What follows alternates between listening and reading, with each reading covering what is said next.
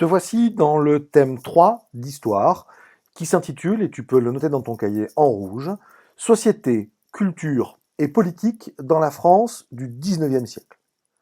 Une fois que tu as noté ce titre, tu peux changer de vignette pour arriver sur la vue d'ensemble du début du chapitre 6.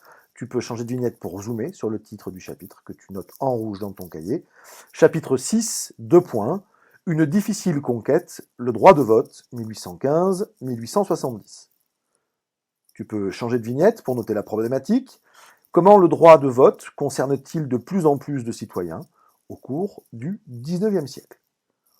Change de vignette pour noter le titre d'une introduction en rouge aussi. Introduction, un témoin de l'élargissement du droit de vote, Honoré Daumier.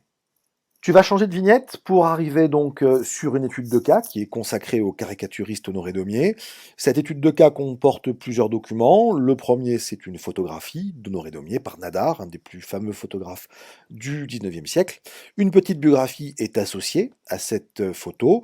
Et puis tu as ensuite 4 caricatures différentes qui s'étalent entre le début des années 1830 et la fin des années 1860. Chacune de ces caricatures est expliquée par un texte que tu trouves sur le document.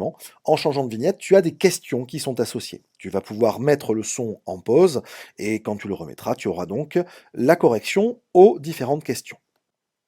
La première question portait sur le document 1 et était la suivante. Comment Daumier montre-t-il qu'en 1834, le suffrage, c'est-à-dire le vote, est influencé par le pouvoir? Daumier montre cela avec une caricature où des électeurs viennent récupérer auprès du roi, représenté de dos, donc des décorations, des médailles. En gros, il donne l'impression que le vote est acheté par le pouvoir et que finalement, quand on vote comme le veut le pouvoir, on est récompensé. Question numéro 2, sur le document 2, comment Daumier montre-t-il que le suffrage restreint a moins de force que le suffrage universel? Il le montre en fait en différenciant deux personnages. Le suffrage universel, tu le vois, est un homme plutôt grand, plutôt musclé, certes enchaîné par le suffrage restreint, mais qui le regarde de haut, alors que le suffrage restreint, lui, est un homme vieux, c'est d'ailleurs la caricature d'un homme qui s'appelle Thiers, qui est un politicien du 19e siècle, et qui, lui, s'appuie, tu vois, sur deux béquilles, ses jambes ne permettant pas de le tenir, il est frêle, alors que le suffrage universel est, lui, beaucoup plus solide. Question numéro 3, qu'est-ce que le vote du point de vue de Daumier? Du point de vue de Daumier, le vote, c'est une arme. C'est ce que tu as sur cette caricature, où un homme donc actionne une urne dont sortent les bulletins, comme s'il s'agissait finalement de mitraille sortant d'un canon, d'où le titre La mitrailleuse électorale. Donc pour Daumier, le vote peut être effectivement une arme, encore faut-il bien évidemment qu'il soit un suffrage universel. Et puis question 4, sur le document 4, comment Daumier montre-t-il que le vote n'est pas toujours vraiment libre en 1870? Sur cette image, tu as deux hommes, issus a priori, vu leur façon de parler, d'un milieu populaire, qui s'adressent donc à leur mère, qui est donc différenciée notamment par le port d'un chapeau haute forme, et qui leur explique que le mot plébiscite, en fait, qui est un vote par lequel on répond par oui ou par non, est un mot latin qui signifie oui. Bref, le maire essaie de leur dire qu'il ne faut pas se poser la question et qu'il faut voter oui lorsqu'il y a un plébiscite auquel ces hommes sont amenés à participer. Donc, encore une fois, le vote du point de vue de Daumier, c'est quelque chose qui peut être une arme, mais encore faut-il qu'il soit libre, et d'après ces caricatures, au XIXe siècle, ça n'a pas toujours été le cas. Tu peux donc changer de vignette pour arriver vers une trace écrite d'introduction que tu vas noter. Entre 1815 et 1870, la France est passée d'un droit de vote très restreint au suffrage universel. Le suffrage est passé du statut d'instrument de confirmation du pouvoir à un moyen d'expression pour les citoyens, mais ce droit a mis du temps à s'affirmer. Change de vignette pour arriver sur le début du grand 1, qui s'intitule La monarchie, 1815-1848. En zoomant, tu vois le titre qui apparaît, tu le prends en note dans ton cahier, et puis tu changes de vignette pour arriver vers le grand A, le suffrage censitaire sous la Restauration. En changeant de vignette, tu as d'abord une frise chronologique qui te montre l'évolution politique de la France sur un siècle entre 1815 et 1914. Toi, ton cours s'arrête en 1870, c'est-à-dire à l'instauration, tu le vois, de la Troisième République. En 1815, c'est la Restauration qui arrivent au pouvoir. On est à la fin donc de l'Empire napoléonien et des rois de la dynastie Bourbon reviennent sur le trône de France. Tu peux noter ça, tu changes de vignette et c'est cette trace écrite que tu vas noter. En 1815, c'est la fin du Premier Empire. Napoléon est exilé à Sainte-Hélène, au large de l'Afrique du Sud. C'est un frère de Louis XVI qui devient roi sous le nom de Louis XVIII. La période qui s'ouvre est appelée Restauration. Change de vignette pour arriver sur la charte constitutionnelle du 4 juin 1814 qui va définir une grande partie de la vie politique sous la Restauration. Lis cette charte constitutionnelle en suivant la lecture que j'en fais. Article 13. Au roi seul appartient la puissance exécutive. Article 15. La puissance législative s'exerce collectivement par le roi, la Chambre des pairs et la Chambre des députés des départements. Article 27. La nomination des pairs de France appartient au roi. Article 35. La Chambre des députés sera composée des députés élus par les collèges électoraux dont l'organisation sera déterminée par les lois. Article 37. Les députés seront élus pour 5 ans. Article 38. Aucun député ne peut être admis dans la Chambre s'il n'est âgé de 40 ans et s'il ne paie une contribution directe de 1000 francs. Article 40.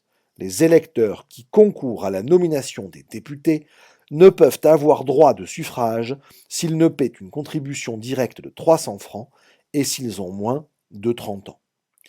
Ce texte te permet donc de voir que dans un premier temps, ce qui détermine le fait qu'on puisse se présenter ou qu'on puisse voter à l'élection des députés, c'est l'impôt. C'est pour ça que l'on va parler de suffrage censitaire en référence au cens, c'est-à-dire à l'impôt. On ne peut pas se présenter si on paye moins de 1000 francs d'impôt. 1000 francs à l'époque est une somme considérable. Et on ne peut pas voter si on paye moins de 300 francs d'impôt. Le droit de vote est donc limité aux contribuables, c'est-à-dire à ceux qui payent des impôts, les plus riches. Le reste de la population est, de façon très claire, exclu. Tu peux donc changer de vignette pour noter la trace écrite suivante. La charte constitutionnelle de 1814 précise que les lois dépendent à la fois du roi, de la Chambre des pairs, dont les membres sont nommés par le roi, et de la Chambre des députés. Mais les électeurs de ces députés sont peu nombreux, ne votent que ceux qui payent un impôt important. On parle donc d'un suffrage censitaire, c'est-à-dire défini par l'impôt. Tu peux changer de vignette pour arriver sur la vue d'ensemble du grand B. Zoom pour noter le titre, grand B, la monarchie de Juillet élargit timidement le corps électoral. En changeant de vignette, tu vas revenir sur la frise chronologique que tu as déjà vue. De 1815 à 1830, c'est donc la période de la Restauration. À Louis XVIII succède en 1824 son fils Charles X, qui va rester roi jusqu'en 1830. Mais en 1830, il y a une révolution qu'on appelle les Trois Glorieuses, qui va mettre en place une nouvelle monarchie qu'on appelle la monarchie de Juillet. Charles X va être remplacé par un cousin de la dynastie des Bourbons, qui se nomme Louis-Philippe. Louis-Philippe devient roi, et il le reste jusqu'en 1848. Tu peux changer de vignette pour noter ceci. La situation perdure sous le fils de Louis XVIII, Charles X. En 1830, une révolution amène sur le trône un cousin, Louis-Philippe, c'est la monarchie de Juillet. En changeant de vignette, tu arrives sur un schéma qui te montre justement l'élargissement du corps électoral entre les différents régimes que connaît le XIXe siècle français. La Restauration, donc, ce sont 100 000 électeurs, on l'a vu, c'est un suffrage censitaire très très limité, puisqu'il faut avoir plus de 300 francs de cens pour pouvoir voter. La monarchie de Juillet, elle, tu le vois, va élargir le corps électoral. Mais cet élargissement, finalement, est relativement timide, puisqu'on passe de 100 000 électeurs à 170 000. Donc c'est une augmentation qui est modérée, mais une augmentation tout de même. On baisse notamment le cens, qui passe de 300 à 200 francs, c'est-à-dire que plus de gens, mais uniquement 70 000, peuvent prétendre donc voter. Tu peux changer de vignette pour noter la chose suivante. Le corps électoral est élargi par un abaissement de l'âge et des conditions fiscales. En 1831, une loi autorise les 10% des habitants les plus riches d'une commune à élire leur conseil municipal. Les maires continuent à être nommés par le roi ou les préfets. En changeant de vignette, tu arrives sur une caricature sur laquelle tu as déjà travaillé, qui est donc la caricature de Daumier montrant le fonctionnement du vote. Donc, le fonctionnement du vote, c'est encore une fois quelque chose qui semble légitimer le pouvoir. Tu as cette caricature sur laquelle tu vois donc des électeurs qui sortent de la salle des élections et qui viennent récupérer donc auprès du roi des récompenses qu'il leur aurait promis en échange évidemment d'un vote favorable. Mais cette question du vote, justement, elle va donc empoisonner le règne de Louis-Philippe, puisque de plus en plus de gens vont demander la possibilité d'arriver à un suffrage universel. Et d'ailleurs, en 1848, c'est l'interdiction d'un rassemblement de personnes réclamant le suffrage universel qui va déclencher les événements de la Révolution de 1848, dont nous avons déjà parlé dans le chapitre précédent, révolution qui va après contaminer une grande partie de l'Europe, on appellera ça au niveau européen le printemps des peuples, mais en France, c'est vraiment la question du suffrage universel qui va cristalliser le mécontentement, et en 1848, effectivement, Louis-Philippe va être renversé et on proclame la République, on instaure, c'est une des premières mesures qui est prise, le suffrage universel. Tu peux changer donc de vignette pour voir justement cette proclamation de la République devant l'hôtel de ville de Paris en février 1848. Au centre de l'image, debout sur un tabouret, le bras tendu, c'est Alphonse de Lamartine qui donc proclame la République sous les vivas de la foule qui l'acclame. Et cette République va proclamer dès le départ donc le suffrage universel. Tu changes de vignette pour noter la trace écrite. Le vote n'est bien souvent que la validation d'une demande du pouvoir exécutif. Les opposants à Louis-Philippe demandent le suffrage universel, c'est-à-dire pour tous les citoyens. L'interdiction d'un rassemblement réclamant ce droit déclenche la révolution de 1848. Louis-Philippe s'enfuit, la République est proclamée. Tu peux changer de vignette pour arriver sur la vue d'ensemble du début du Grand 2. Tu peux zoomer pour en noter le titre. Grand 2, la Deuxième République, 1848-1852. Change de vignette pour noter le titre du Grand A, qui s'intitule Suffrage universel et président de la République, l'expérience de 1848. Directement après la Révolution de 1848, une Assemblée nationale va être élue au suffrage universel pour rédiger la Constitution dont doit se doter cette Deuxième République. Cette Constitution est datée du 4 novembre 1848 et le document suivant que tu as en changeant de vignette te montre précisément cette Constitution. Article 1. La souveraineté réside dans l'universalité des citoyens français. Elle est inaliénable et imprescriptible. Aucun individu, aucune fraction du peuple ne peut s'en attribuer l'exercice. Article 20. Le peuple français délègue le pouvoir législatif à une assemblée unique. Article 24. Le suffrage est direct et universel. Le scrutin est secret. Article 25. Sont électeurs sans condition de cens tous les Français âgés de 21 ans et jouissant de leurs droits civiques et politiques. Article 26. Sont éligibles sans condition de domicile tous les électeurs âgés de 25 ans. Les articles 25 et 26 te montrent donc qu'il y a un élargissement considérable du corps électoral. Et en changeant de vignette, tu reviens sur le document que tu as déjà vu, et qui te montre qu'entre la monarchie de Juillet et la Deuxième République, en tout cas pour ses débuts, l'élargissement est considérable. 170 000 électeurs lors de la monarchie de Juillet, contre 9,5 millions au début de la Deuxième République. Tu as donc un élargissement démocratique qui est absolument gigantesque à cette époque-là. Et celui qui va en profiter, justement, tu vas le voir, c'est un personnage qui va être élu président de la République. Tu peux changer de vignette pour arriver sur la trace écrite. La proclamation de la Deuxième République s'accompagne de réformes nombreuses, comme l'abolition de l'esclavage, mais aussi le suffrage universel. Celui-ci est proclamé le 2 mars. En avril, est élue une Assemblée nationale constituante chargée de rédiger une constitution qui est adoptée en novembre. Le 10 décembre 1848 a lieu la première élection présidentielle au suffrage universel. Change de vignette pour arriver sur une image qui te montre justement le premier portrait officiel d'un président de la République élu au suffrage universel. Ce président de la République, le voici, en noir et blanc, il ne s'agit pas d'une photographie, mais bien donc d'une gravure. Il s'appelle Louis-Napoléon Bonaparte. Forcément, son nom doit te dire quelque chose. Louis-Napoléon est un descendant, donc de l'empereur Napoléon Ier, et il a joué du prestige de son nom pour être élu président de la République. Change de vignette pour noter une courte trace écrite. C'est Louis-Napoléon Bonaparte qui est élu avec près de 75% des voix, par un peu plus de 9 millions d'électeurs. Tu vas pouvoir ensuite changer de vignette pour arriver au titre du Grand B et à sa vue d'ensemble. Tu peux zoomer pour noter le titre du Grand B, qui est le suivant, des exclusions du droit de vote. Quand tu as noté le titre, tu peux changer de vignette pour arriver tout d'abord vers un premier texte qui s'appelle La candidature d'une femme. La Constitution de 1848 a légalement aboli les privilèges de race, de caste et de fortune par l'affranchissement des esclaves noirs, par l'extinction des titres de noblesse, par la suppression du cens électoral. Mais le privilège de sexe est resté sous-entendu dans cette Constitution, qu'il sape donc dans sa base, car il est la négation des principes sur lesquels elle est fondée. Jeanne de Rouen, dans son journal L'opinion des femmes, 1849. Le suffrage universel ne l'est pas totalement parce qu'effectivement, c'est ce que te dit ce texte, les femmes en sont exclues. C'est une première exclusion. Tu peux noter la trace écrite suivante qui est très courte.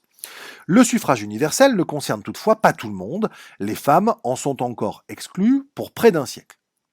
Ça ne sera pas la seule exclusion finalement autour du suffrage universel. Tu peux changer de vignette pour aller vers un texte du Victor Hugo qui défend le suffrage, mais dans un contexte un peu particulier. Le suffrage universel, en donnant un bulletin à ceux qui souffrent, leur ôte le fusil. En leur donnant la puissance, il leur donne le calme.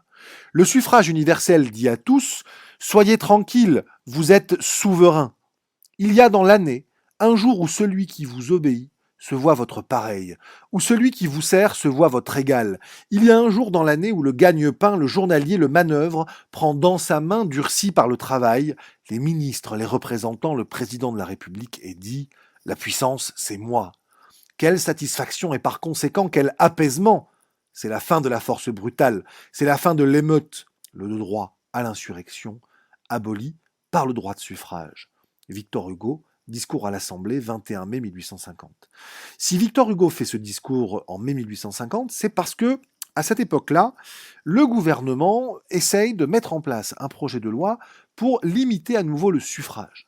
Il veut le restreindre, notamment en évitant que des gens qui se soient installés peu de temps avant dans les villes puissent voter. Les gens qui à l'époque s'installent dans les villes, ce sont les ouvriers. Ce sont des gens qui viennent fréquemment des campagnes, mais qui n'arrivent plus à vivre de leur travail et préfèrent s'installer en ville pour trouver donc un emploi dans les très nombreuses usines qui s'y créent à la faveur de la révolution industrielle. Mais ce qu'on craint, c'est que ces gens qui s'installent dans les villes grossissent en fait les rangs des républicains intransigeants. Et donc le pouvoir présidentiel de Napoléon Bonaparte essaye de limiter le droit de vote de ces gens-là. Et c'est ce que vous montre la caricature suivante d'Honoré Daumier, que vous avez déjà vu, où donc le suffrage restreint, qui s'appuie sur ses béquilles, maintient enchaîné le suffrage universel. Tu peux changer de vignette pour noter donc la trace écrite qui suit. De même, en 1850, une loi électorale réduit le suffrage universel en établissant des conditions de résidence de 3 ans dans le canton pour pouvoir voter. Cela exclut de fait les populations les plus pauvres et en particulier les ouvriers qui quittent à cette époque les campagnes pour travailler en ville. Tu peux changer de vignette pour arriver à la vue d'ensemble du début du Grand 3 qui s'intitule Le Second Empire. Tu peux zoomer pour ce titre, Grand 3, Le Second Empire, 1852-1870. Change de vignette pour aller vers un document que tu as déjà vu et que nous reprenons pour la dernière fois. C'est la frise chronologique qui te montre donc l'évolution politique de la France entre 1815 et 1914. Nous avons donc démarré à la Restauration en 1815, nous voici en 1851, pendant le Second Empire, qui va durer donc un peu moins de 20 ans, jusqu'en 1870-1871 exactement. Ce Second Empire, donc, il ne va pas mettre fin au suffrage, mais il va le contrôler de façon extrêmement étroite. Tu peux changer de vignette pour arriver vers le titre du Grand A, que tu peux noter. Grand A, un empire approuvé au suffrage universel. Change à nouveau de vignette pour arriver vers le schéma qui te montre les élargissements successifs du corps électoral. Nous avons commencé avec une restauration à 100 000 électeurs, la monarchie de Juillet faisant passer à 170 000, la Deuxième République élargissant, donc mettant un suffrage totalement universel avec 9,5 millions d'électeurs, avant de le rabaisser en 1850 à 6,8 millions. Nous revoilà au début du Second Empire avec un suffrage à nouveau universel pour 9,5 millions d'électeurs. Cependant, ce que tu vas voir, c'est que ce suffrage, il est très orienté. Il ne permet pas l'élection, comme c'était le cas auparavant, de candidats qui soient des candidats réellement libres. Et au départ, le vote va surtout servir pour ce qu'on appelle des plébiscites. Des plébiscites, ce sont, tu l'as vu dans l'étude de cas sur Honoré Daumier au début de ce cours, ce sont des votes au cours duquel on répond par oui ou par non à une question qui est posée. Et justement, le Second Empire, il va commencer par des plébiscites. Change de vignette pour arriver sur les résultats d'un premier plébiscite, donc, qui a lieu les 20 et 21 décembre 1851. Tu peux voir que les Français sont amenés à voter sur l'intitulé suivant: Le peuple français veut le maintien de l'autorité de Louis-Napoléon Bonaparte et lui délègue les pouvoirs nécessaires pour établir une constitution sur les bases proposées dans sa proclamation du 2 décembre 1851. La réponse oui, c'est 92,03% du corps électoral. Seuls 7,96% des inscrits donc répondent non.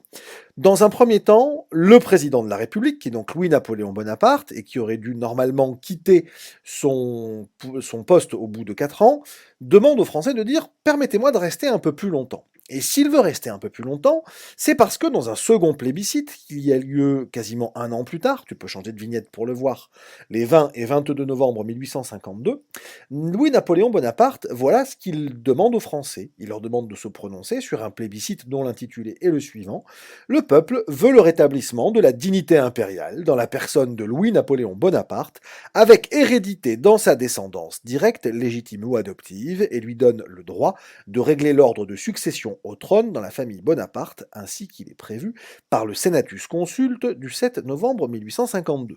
Là encore, on a un oui écrasant, puisque 96,86% des voix exprimées, donc, répondent favorablement à ce plébiscite. En gros, en 1852, après ce qu'on va qualifier dès 1851 de coup d'État, Louis-Napoléon Bonaparte cesse d'être président de la République et il devient empereur des Français.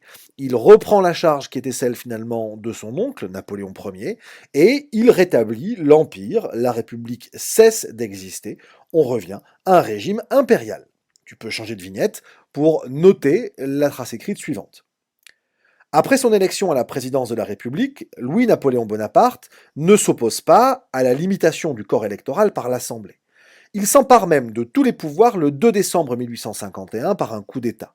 Il fait approuver celui-ci par un plébiscite, c'est-à-dire un vote où les électeurs répondent par oui ou par non à une question posée. C'est par un deuxième plébiscite que l'Empire est rétabli le 2 décembre 1852. Tu peux changer de diapositive pour arriver sur la dernière partie du cours. Tu vois l'ensemble de cette partie, zoom sur le titre du grand B pour l'écrire. Grand B, plébiscite et candidatures officielles. Donc, tu l'as vu, les plébiscites, ce sont donc des moyens de poser une question directe au peuple à laquelle il répond par oui ou par non. Aujourd'hui, cela existe encore, mais on va davantage parler de référendum. Change de vignette pour arriver sur une caricature d'Honoré Daumier que tu as déjà pu voir dans le début du cours. Cette caricature, c'est celle où deux hommes demandent à leur maire « Monsieur le maire, quoi donc que c'est un bibicite ?» Et le maire répond « C'est un mot latin qui veut dire oui ». Dans cette caricature de 1870, ce que veut montrer Daumier, c'est que les électeurs sont encore très influencés par les maires, par exemple, qui sont encore à leur poste grâce au préfet et donc au pouvoir politique, le pouvoir de l'empereur. Tout ça pour dire que les plébiscites qui sont mis en place, et tu l'as vu avec les résultats des deux plébiscites en 1851 et 1852, sont souvent en fait pour le pouvoir une façon de valider une décision qu'il a prise sous les couverts donc du suffrage universel. Tu peux changer de vignette donc pour noter la chose suivante. Le système des plébiscites assure une majorité large à l'empereur et laisse peu de place aux oppositions pour s'exprimer. Il y en aura 5 au cours de l'Empire entre le 2 décembre 1851 et 1870. Change de vignette pour arriver à un texte qui te montre qu'en plus du plébiscite, la vie politique sous l'Empire est aussi marquée par la question des candidatures officielles. Monsieur le maire, le scrutin s'ouvre demain. J'ai l'honneur de vous rappeler que vous devez l'ouvrir immédiatement après la première messe, que vous avez sur le bureau un certain nombre de bulletins portant le nom de Monsieur de Dalmas et pas d'autres. qu'il est important que des personnes intelligentes et sûres, munies de bulletins portant le nom de Dalmas, occupent les abords de la mairie et protègent les électeurs si bien intentionnés de votre commune contre l'erreur et le mensonge. Faites voter en masse Monsieur le maire pour Monsieur de Dalmas, candidat du gouvernement. Vous servirez à la fois le gouvernement de l'empereur et l'intérêt du pays. Lettre du sous-préfet de Fougères, en Bretagne, au maire de son arrondissement en 1859. Ce que te montre ce texte, c'est tout simplement que les élections sont faussées. En l'occurrence, ici, un sous-préfet, c'est-à-dire un fonctionnaire qui est nommé par le pouvoir, demande au maire d'une commune, qui est également nommé par le pouvoir, de faire voter pour le candidat qui est celui, donc, du gouvernement. Simplement, quand on veut voter pour un autre candidat, on en est clairement empêché. Les élections ne sont donc pas libres. Il y a un système, dit donc des candidatures officielles, qui fausse totalement les votes que l'Empire permet encore d'effectuer. Change de vignette pour aller vers la trace écrite. Par ailleurs, les élections législatives qui se succèdent pendant 18 ans sont faussées par le système des candidatures officielles. Le pouvoir sélectionne les élus et fait en sorte, grâce aux préfets et aux maires nommés par le pouvoir, que le vote tourne systématiquement en faveur de ces candidats. Voici donc un système, qui est un système politique qui, même s'il permet le vote, est un système autoritaire dans lequel c'est le pouvoir impérial qui décide finalement des élus. Tu vas pouvoir donc, pour conclure ce cours, changer de vignette pour noter une phrase en forme de conclusion, deux phrases en forme de conclusion en l'occurrence. Entre 1815 et 1870, donc, le vote est une longue conquête pour les citoyens français. Après un suffrage censitaire très restreint, les espoirs nés en 1848 sont refroidis par le Second Empire. Par ailleurs, les femmes restent encore exclues de la vie démocratique. C'est la fin de ce chapitre. Tu peux couper le son et achever la prise de notes.